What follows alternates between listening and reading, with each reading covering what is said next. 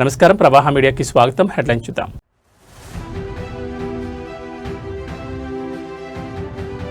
Telangana శాసనమండలిలో high drama, BRS ఎమ్మెల్సీలపై suspension వేటు.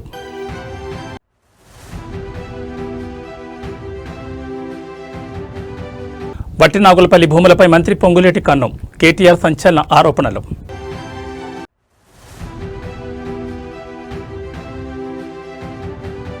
తల్లిదండ్రుల పరిరక్షణ బిల్లుపై తీన్మార్ మల్లన్న హర్షం, ప్రభుత్వానికి ప్రత్యేక కృతజ్ఞతలు.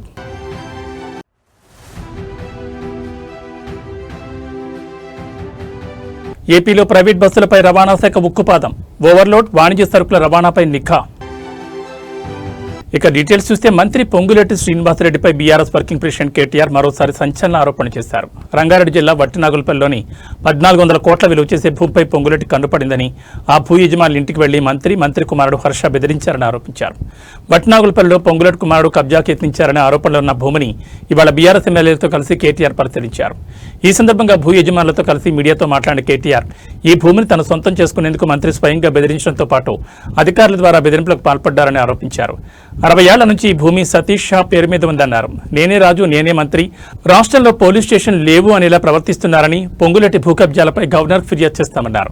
త్వరలో మరిన్ని కుంభకోణాలు బయటపెడతామని తెలిపారు. మా రాజ్యం మా ఇష్టం వచ్చినట్టు చేస్తామని, ఎవరి భూములైనా లాక్కుంటాం, మాట వినకపోతే బెదిరిస్తామనే విధంగా గోండా రాజ్యం నడుస్తుందన్నారు. వట్టినాగులపల్లి భూమి బాధితులు సతీష్, పల్లవికి సంపూర్ణంగా అండగా ఉంటామని భరోసా ఇచ్చారు. రేవంత్ రెడ్డి పొంగులేటి వ్యవహారం ఈ ఒక్క భూమితో ఆగలేదన్నారు. ముఖ్యమంత్రి రేవంత్ రెడ్డి, మంత్రి పొంగులేటి మధ్య ఉన్న వ్యాపార అనుబంధాన్ని అడ్డుపెట్టుకుని ఈ దురాఘాతాలు జరుగుతున్నాయన్నారు. వట్టినాగులపల్లి ఘటనపై పోలీసుల వద్ద ఫిర్యాదు చేస్తే ఎఫ్ఐఆర్ నమోదు చేసిన రాష్ట్రపతి పథకం అందుకున్న నిజాయితీ గల పోలీస్ అధికారి హబీబుల్లాను బదిలీ చేశారన్నారు. కాంగ్రెస్ ప్రభుత్వం ధరణి పోర్టల్లో ఉన్న 20 లక్షల ఎకరాల భూమిని 1 కోటి ఎకరాలకు పెంచి నిషిద్ధ జాబితా పేరుతో ప్రజలను బెదిరిస్తూ 50% భూమి వాటా డిమాండ్ చేస్తోందని ఆరోపించారు. ఇలాంటి అన్యాయాలకు గురైన బాధితులు ఎవరైనా ఉంటే తెలంగాణ భవన్కు వచ్చి వివరాలు ఇవ్వాలని, వారికి పార్టీ పరంగా న్యాయపరంగా అండగా ఉంటామని తెలిపారు.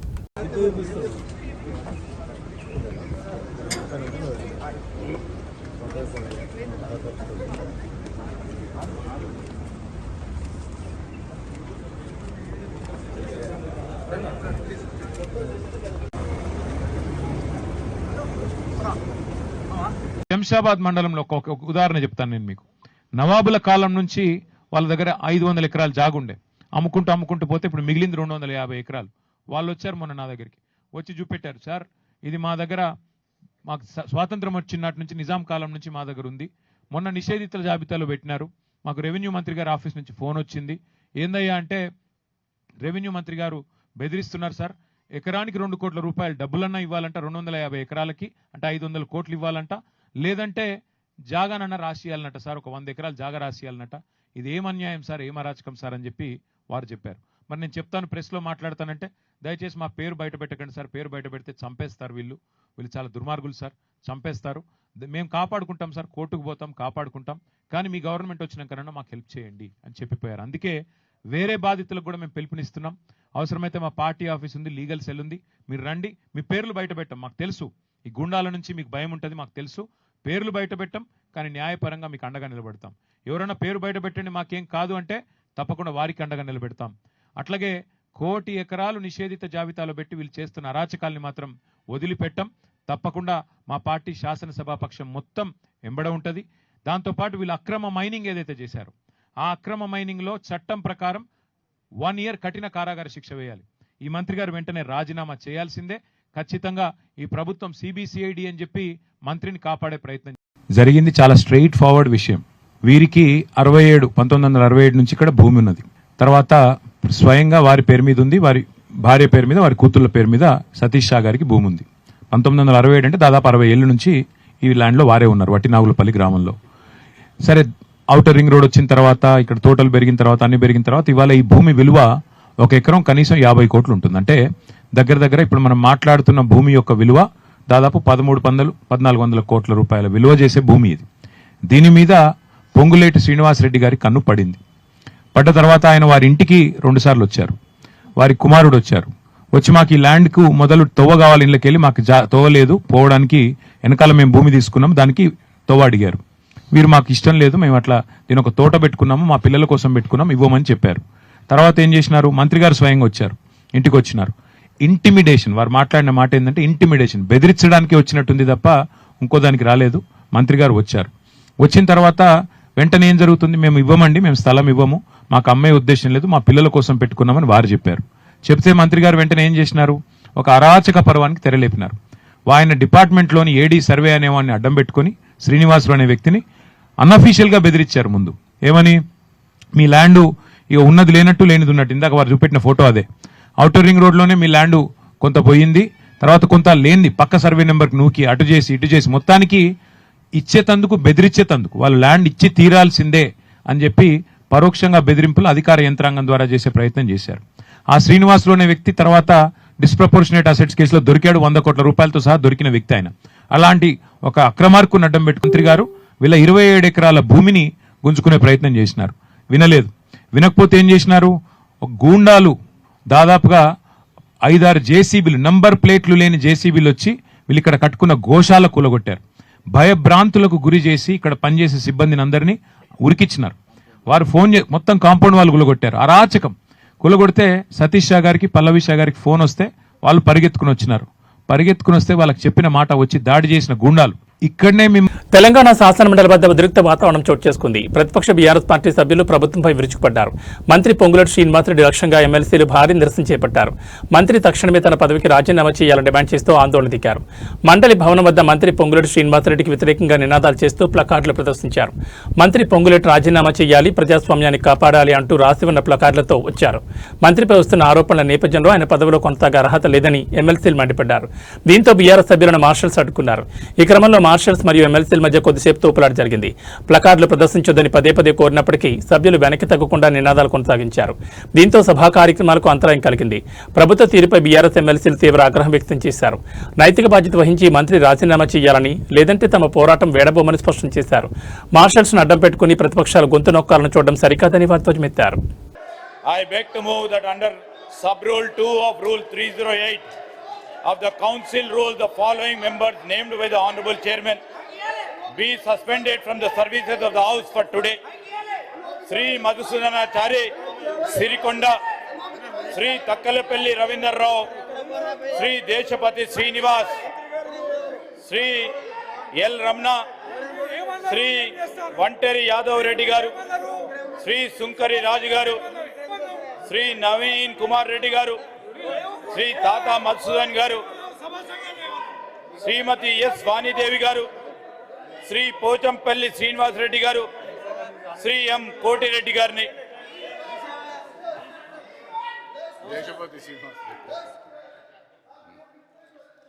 Please, please, please. Motion moved. The question is that under sub-rule 2 of Rule 308 of the Council of Rules, that members named by the chairman be suspended from the services of the House for today. Those who are for the motion, please say aye. Those who are against, please say no. Ayes have it, ayes have it.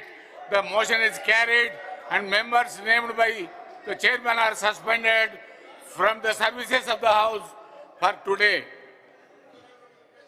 Please. Telangana ప్రభుత్వం ప్రతిష్టాత్మకంగా ముందుకు తెచ్చిన తల్లిదండ్రుల పరిరక్షణ బిల్లుపై MLC Teenmar Mallanna సానుకూలంగా స్పందించారు. వృద్ధాప్యంలో ఉన్న తల్లిదండ్రులను గౌరవంగా చూసుకోవడం, వారి సంరక్షణ బాధ్యతను సంతానం స్వీకరించేలా చట్టబద్దమైన రక్షణ కల్పించడంపై ఆయన హర్షం వ్యక్తం చేశారు. తల్లిదండ్రుల పట్ల పిల్లల బాధ్యతను గుర్తు చేస్తూ ఇంతటి గొప్ప బిల్లును తీసుకొచ్చినందుకు తీన్మార్ మల్లన్న ప్రభుత్వానికి ప్రత్యేక కృతజ్ఞతలు తెలిపారు. సమాజంలో నైతిక విలువలు తగ్గుతున్న తరుణంలో ఇలాంటి చట్టాలు ఎంతో అవసరమని ఆయన అభిప్రాయపడ్డారు. ముఖ్యంగా ప్రభుత్వ ఉద్యోగులను ఉద్దేశించి ఆయన కీలక వ్యాఖ్యలు చేశారు.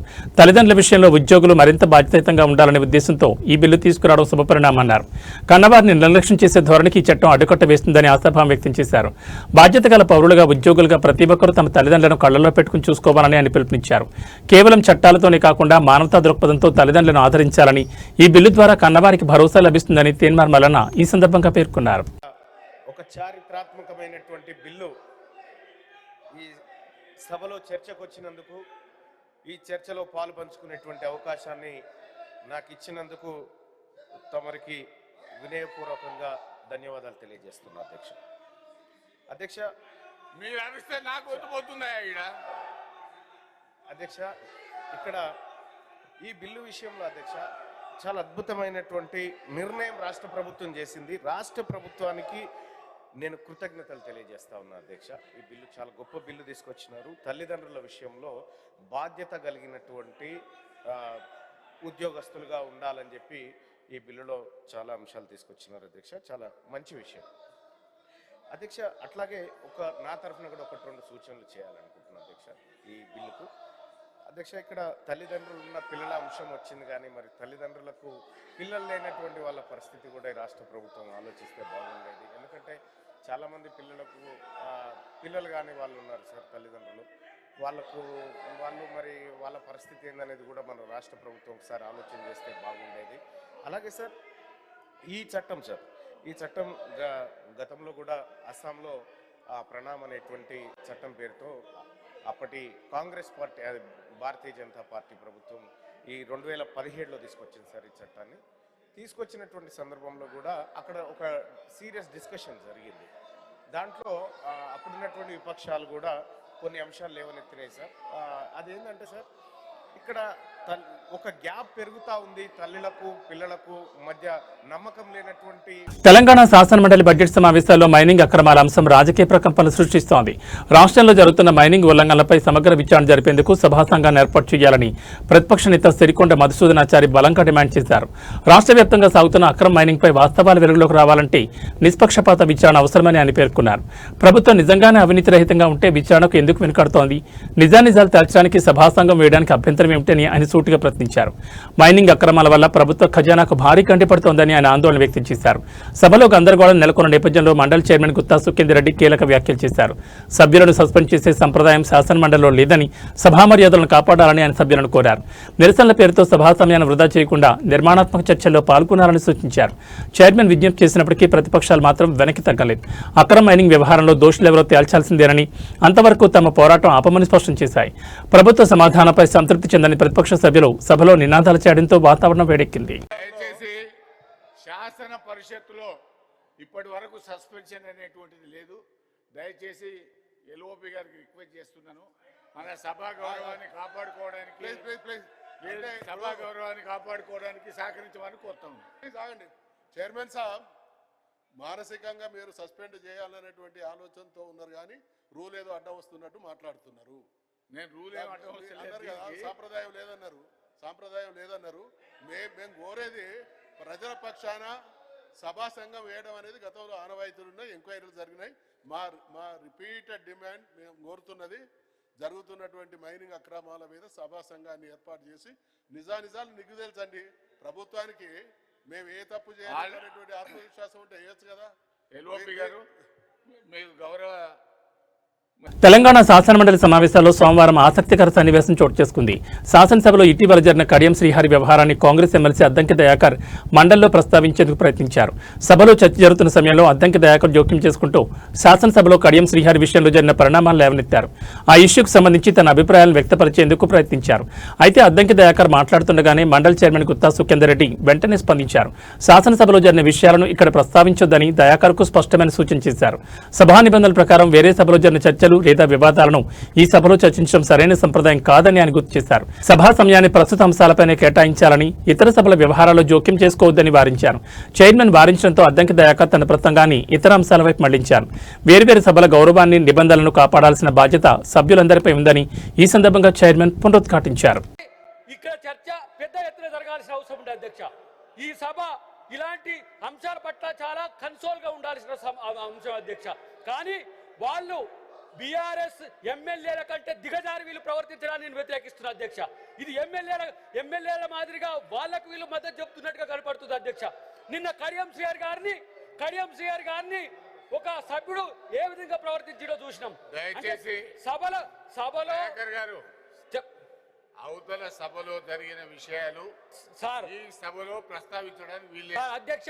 అందుకనే గౌరవ సభ్యులకు కూడా చెప్తా ఉన్నాను, మీరు మీ స్థానంలో కూర్చోండి. విన్నారా? మేమింటాం అధ్యక్ష. వాళ్ళు వినే పరిస్థితిలో ఉండే అధ్యక్ష. ఆ సభలో జరిగిన దాన్ని తీసుకొచ్చి ఇక్కడ పెట్టుతున్నారు అధ్యక్ష.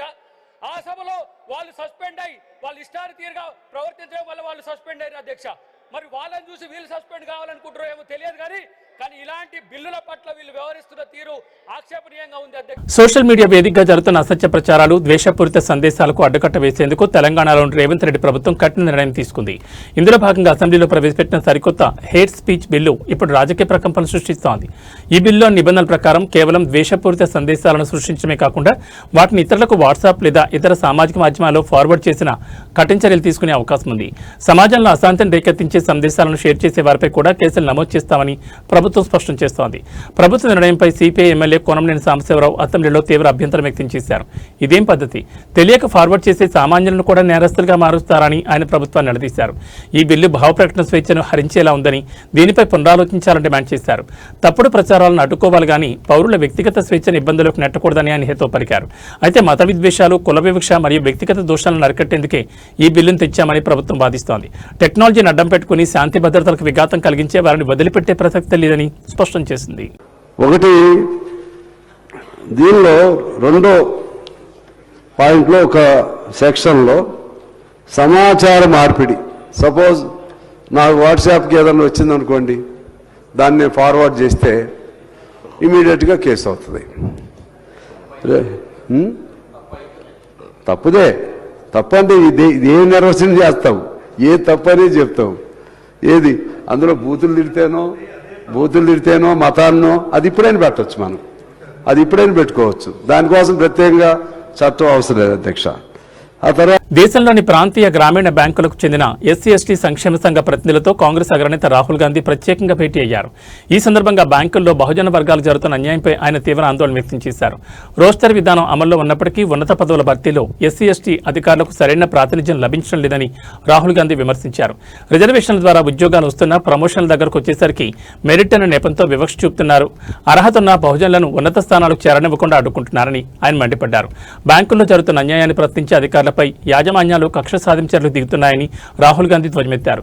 ప్రశ్నించిన వారిని ఇబ్బందులు గురిచేస్తూ మారుమూల ప్రాంతాలకు బదిలీ చేస్తున్నారని ప్రతినిధులు ఫిర్యాదు చేయగా ఆయన దీనిపై స్పందించారు.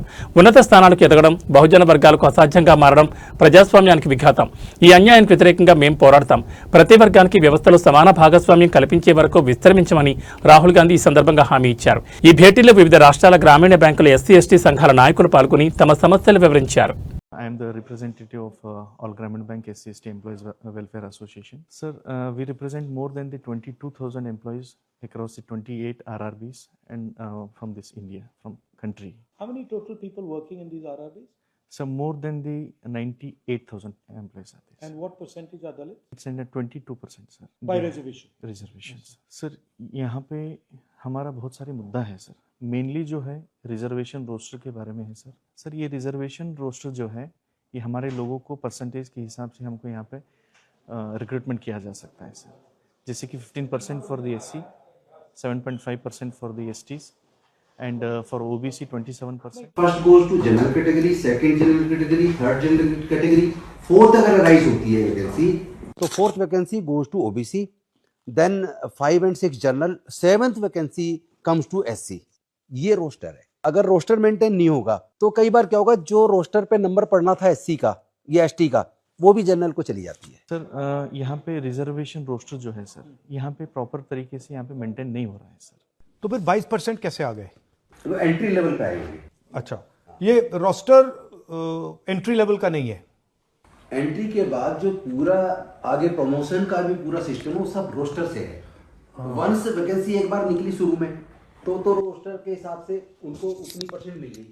लेकिन अब जो आगे की जो फिल की जा रही है या जो प्रमोशंस हो रही है, अगर रोस्टर मेंटेन नहीं है तो प्रमोशन में आपका नंबर आएगा ही नहीं. बैंक के किस लेवल पे होता है? सर मैनेजमेंट लेवल, सीनियर मतलब CEO एंड जनरल मैनेजर. तो आपको क्या लगता है अगर आपका चेयरमैन SC होता तो भी ये होता या नहीं होता? नहीं होता सर. कोई ऐसा कोई एक्सपीरियंस है किसी का? नहीं सर ऐसा कोई नहीं. चैनल बनते ही नहीं बनते ना, कभी नहीं बना. चेयरमैन GM तक नहीं गया sir. There are two type of roster. Previously we used to maintain the vacancy based roster. Now we are maintaining the post based roster. Sir यहाँ पे वैकेंसी बेस्ड मतलब आज जो वैकेंसी निकलता है अगले साल वो निकल सकता है या उससे भी कम हो सकता है. लेकिन आज ये पोस्ट बेस्ड जो रोस्टर है ये फिक्स्ड है सर. इतना देना है तो इनको ये देना है। यहाँ पे ज़्यादातर आरआरबीज में ये फॉलो नहीं कर रहे हैं सर।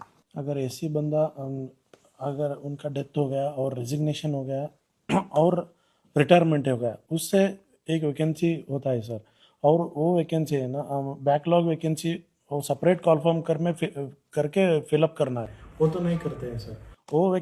ఏపీలో రోడ్డు ప్రమాదాల నివారణ ధ్యేయంగా రవాణా శాఖ తనిఖీలను ముమ్మరం చేసింది. నిబంధనలకు విరుద్ధంగా ఓవర్లోడ్తో నడుపుతున్న ప్రైవేట్ బస్సులపై కఠిన చర్యలు తీసుకోవాలని రవాణా శాఖ మంత్రి మండిపల్లి రాంప్రసాద్ రెడ్డి అధికారులను ఆదేశించారు. మంత్రి ఆదేశాల మేరకు రాష్ట్ర వ్యాప్తంగా ఉన్న టోల్ ప్లాజాలు, సరిహద్దు చెక్పోస్టుల వద్ద రవాణా శాఖ అధికారులు ప్రత్యేక తనిఖీలు చేపట్టారు. నిన్నొక్కరోజే రాష్ట్ర వ్యాప్తంగా మొత్తం 976 ప్రైవేట్ ట్రావెల్స్ బస్సులను తనిఖీ చేసినట్లు అధికారులు తెలిపారు. ఈ సందర్భంగా సరైన పత్రాలు లేకుండా నడుపుతున్న నిబంధనలు ఉల్లంఘించిన 193 బస్సులపై కేసులు నమోదు చేసి భారీగా జరిమానాలు విధించినట్లు అధికారులు తెలిపారు. రాష్ట్ర వ్యాప్తంగా 16 ప్రధాన పాయింట్లలో ఈ తనిఖీలు నిరంతరాయంగా కొనసాగుతున్నాయి. ఈ సందర్భంగా మంత్రి మండిపల్లి రాంప్రసాద్ రెడ్డి మాట్లాడుతూ ప్రయాణికుల భద్రత విషయంలో ప్రభుత్వం రాజీ పడే ప్రసక్తే లేదని స్పష్టం చేశారు. కొంతమంది బస్సు యజమానులు ఇష్టానుసారంగా వాణిజ్య సరుకులను తరలిస్తూ అధిక లోడుతో బస్సులు నడుపుతున్నారని చెప్పారు. భద్రతా నియమాలను ఉల్లంఘించే వారిపై కఠిన చర్యలు తీసుకుంటామని హెచ్చరించారు. ప్రతి ఒక్కరూ విధిగా నిబంధనలు పాటించాలని చెప్పారు. ప్రయాణికుల క్షేమే తమ ప్రభుత్వం మొదటి ప్రాధాన్యతని మంత్రి పేర్కొన్నారు.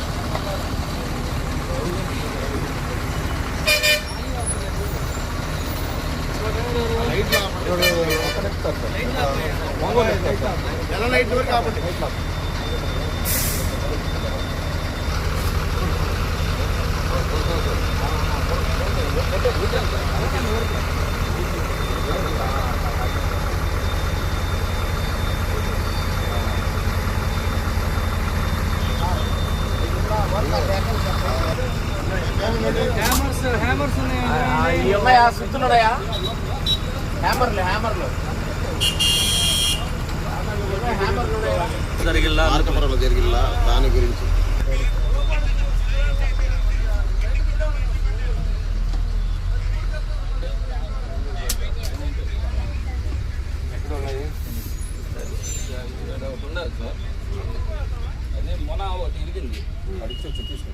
ఇంకా రెడీగా పెట్టుకోవచ్చు. పెడతా రవి సార్ పెడతా.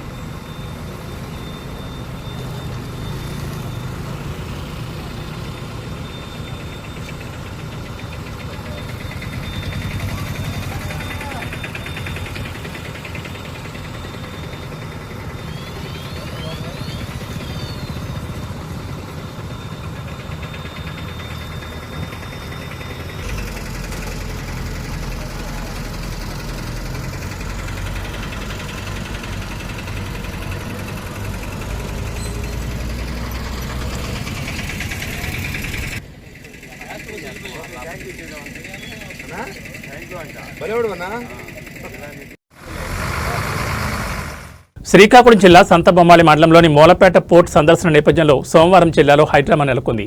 వైఎస్ఆర్ కాంగ్రెస్ పార్టీ పిలుపు మేరకు మాజీ మంత్రి ధర్మాన ప్రసాదరావు ఆధ్వర్యంలో భారీ ర్యాలీగా బయలుదేరిన నేతలను పోలీసులు అడుగడుగున అడ్డుకున్నారు. మూలపేట పోర్ట్ పరిసరాలకు ఎవరిని వెళ్లనీయకుండా పోలీసులు భారీగా మోహరించారు. రహదారికి అడ్డంగా లారీలను పెట్టి రాకపోకలను పూర్తిగా నిలిపివేశారు. ఎక్కడికక్కడ పోలీసు బలగాలను మోహరించి తనిఖీలు చేపట్టారు. పోలీసుల ఆంక్షలను ధిక్కరిస్తూ మాజీ మంత్రి ధర్మాన ప్రసాదరావు తన అనుచరులు పార్టీ కార్యకర్తలతో కలిసి భారీ కాన్వాయ్తో మూలపేట వైపు బయలుదేరారు. గత ప్రభుత్వ హయాంలో చేపట్టిన విశాఖపట్నం పోర్టు పనుల ప్రస్తుత పరిస్థితిని పరిశీలించేందుకు తాము వెళ్తున్నామని ఆయన స్పష్టం చేశారు. అయితే శాంతి భద్రతల దృష్ట్యా సందర్శనకు అనుమతి లేదని పోలీసులు వారిని దారిలోనే నిలిపివేశారు. పోలీసుల చర్యపై వైసీపీ నేతలు తీవ్ర ఆగ్రహం వ్యక్తం చేశారు. ప్రజాస్వామ్యంలో పర్యటనలను అడ్డుకోవడం సరికాదని, ముళ్లకంచెలు వేసి భయభ్రాంతులు గురి చేస్తున్నారని ధ్వజమెత్తారు. పోలీసుల తీరుకు నిరసనగా రోడ్డుపైనే బైఠాయించి నినాదాలు చేయడంతో ఉద్రిక్త వాతావరణం ఏర్పడింది.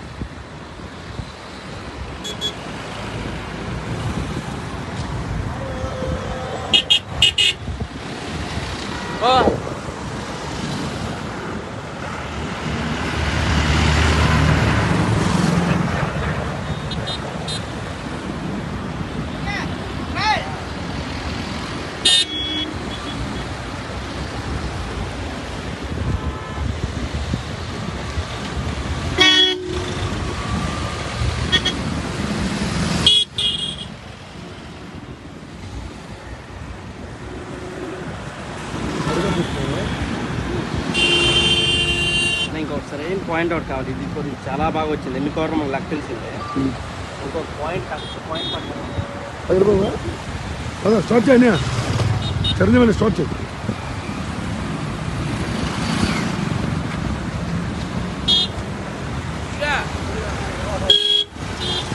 హైదరాబాద్ పాత బస్తీకి చెందిన సూర్యాభాయ్ అలియాస్ పల్లపు సురేష్ కుమార్ బండారం బట్టబయలైంది. ఆదాయ పన్ను విశాఖ విచారణలో అసలు విషయం బయటపడింది. సూర్యాభాయ్ ధరించే ఆభరణాలన్నీ రాగితో చేసి రోడియం పూత వేసినవని, వాటి విలువ కేవలం 3 లక్షలు మాత్రమేనని అధికారులు తెచ్చారు. ఒక్క ఆభరణానికి మాత్రమే వెండిపై బంగారు పూత పూసినట్లు గుర్తించారు. ధనవంతుడిగా కనిపించేందుకు సుమారు 32 రకాల నకిలీ ఆభరణాలు వాడినట్లు విచారణలో వెల్లడైంది. అంతేకాదు సొంత ఇల్లు లేక 20,000 కిరాయికి అద్దె ఇంట్లో సూర్యాభాయ్ జీవనం సాగిస్తున్నాడు. గత 6 ఏళ్లుగా ఐటీ రిటర్న్స్ దాఖలు చేయకుండా కేవలం 2022-23లో 4.9 లక్షల ఆదాయం చూపారు. ప్రజల్లో గుర్తింపు, సినిమా అవకాశాలు పొందాలనే ఉద్దేశంతోనే ఇలా గోల్డ్ మ్యాన్ గా ప్రచారం చేసుకున్నానని విచారణలో వెల్లడించారు. కొండా విజయ్ కుమార్ అనే వ్యక్తిపై జరుగుతున్న ఐటీ విచారణలో భాగంగా వెలుగులోకి సూర్యాభాయ్ భాగోతం తేటతెల్లమైంది. వచ్చారని వాళ్ళు ఏదో సూర్యాభాయ్ని తీసుకెళ్తే, సూర్యాభాయ్ దగ్గర గొలుసులు తీసుకెళ్తే అందులో గోల్డ్ తక్కువ ఉంది, మొత్తం అంతా ఫేక్ ఎక్కువ ఉంది, దాంట్లో ఆర్నమెంట్స్ కరెక్ట్ లేవు అని చెప్పి బాగా ట్రోల్స్ చేస్తున్నారు. సరే, ట్రోల్స్ చేసే వాళ్ళందరికీ ఒక మాట చెప్తా నేను. అరే, మీరు వచ్చి చూసారా? వచ్చి చూసిరా? మీరు చూడలే కదా. నీకు తెలుసా? తెలియదు, నీకేం తెలియదు. కానీ అందులో వాస్తవం ఏముందో అవాస్తవం ఏముందో ఏది తెలియదు. కానీ నువ్వు మాత్రం వీడియో వేసేస్తావు, ఫోటో వేసేసి నా గురించి చెప్తావు. నేను నా సొంత కష్టంతో పైకొచ్చిన, మీలాగా మీ అయ్యా మీ అమ్మ సంపాదించిన పైసలతో పైకి రాలే నేను. నన్ను మాట్లాడే స్థాయి ఉందా నీకు? నాతో మాట్లాడే స్థాయి లేనివాడు కూడా మెసేజ్ పెడుతున్నాడు. చెక్ చేసావరా? ఇది చెక్ చేసావా? నీకు తెలుసా దీని గురించి తెలుసా? పోనీ మా మధ్య ఏం డిస్కషన్ నచ్చిందో తెలుసా? ఏం ప్రూఫ్లు వెళ్ళినాయి, ఏం సంగతి తెలుసా? ఏది తెలియదు. నాకు పెద్ద ఫరక్ పడదు. నా దగ్గర ఏది నిజమో ఏది అబద్ధమో డిసైడ్ చేయడానికి మీరెవర్రా భయ్? ఎవర్రా భయ్ మీరు? సరే, అరే ఎంతమంది అయితే ఇప్పుడు నా మీద ఎలిగేషన్ చేస్తున్నారు కదా, మీరు అందరు రండిరా చూద్దాం. రండి. పెడతా నేను పెడతా నేను ఇగో ఈ చైన్ పెడతా ఇది పెడతా ఇవి పెడతా రా చూద్దాం. ఏం తెలుసు రాబాయ్ మీకు? ఏం తెలియదు. ఎలిగేషన్స్ చేసేస్తుంటారు ఫ్రీగా. ఉచిత సలహాలు, ఉచిత మాటలు, ఉచిత కామెంట్లు. నీ ఇంటిని చూసుకో, నీ ఇంటిని నువ్వు చక్కగా చూసుకో, నీ భార్య పిల్లలను నువ్వు చక్కగా చూసుకో, నీ జాబ్ నువ్వు చక్కగా చూసుకో. అన్నిటికన్నా ముందు నీ పేరెంట్స్ చక్కగా చూసుకోరా భయ్.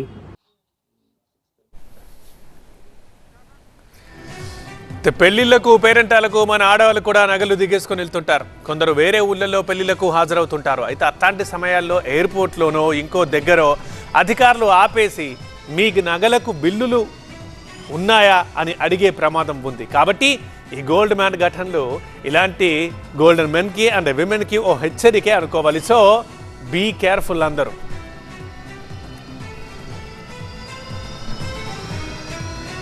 రాష్ట్రంలో దారుణ ఘటన చోటు చేసుకుంది. స్నేహితురాలైన యువతిని ఇంటికి పిలిచి ఓ వ్యక్తి అతికిరాతంగా హత్య చేశాడు. ఈ ఘటన ఆంధ్రప్రదేశ్లో సంచలనంగా మారింది. విశాఖ పోలీసుల వివరాల ప్రకారం విజయనగరం జిల్లా రాజాం చెందిన చింతాడ రవీంద్ర నేవీలో టెక్నీషియన్గా పనిచేస్తున్నాడు. ప్రస్తుతం విశాఖలో నివాసం ఉంటున్నాడు. ఇటీవల రవీంద్ర భార్య విజయనగరంలోని పుట్టింటికి వెళ్లారు. దీంతో ఇప్పటికే ఆయనకు పరిచయం ఉన్న విశాఖకు చెందిన మౌనిక అనే యువతిని ఆదివారం రాత్రి తన ఫ్లాట్కు పిలిపించుకున్నాడు. ఆ తర్వాత కాసేపటికి అత్యంత కిరాతకంగా నరికి చంపాడు. అనంతరం ఆమె బాడీ పార్ట్స్ను ముక్కలుగా చేసి ఫ్రిడ్జ్లో పెట్టాడు. అక్కడి నుంచి నేరుగా పోలీస్ స్టేషన్కి వెళ్లి లొంగిపోయాడు. కేసు నమోదు చేసుకున్న పోలీసులు దర్యాప్తు చేస్తున్నారు. పూర్తి వివరాలు తెలియాల్సి ఉంది.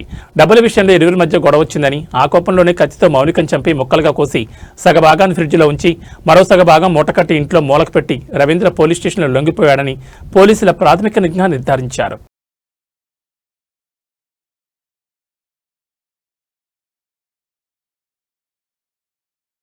ఇవి బులెటిన్ విశేషాలు. మరో బులెటిన్లో మళ్ళీ కలుసుకుందాం. నమస్కారం.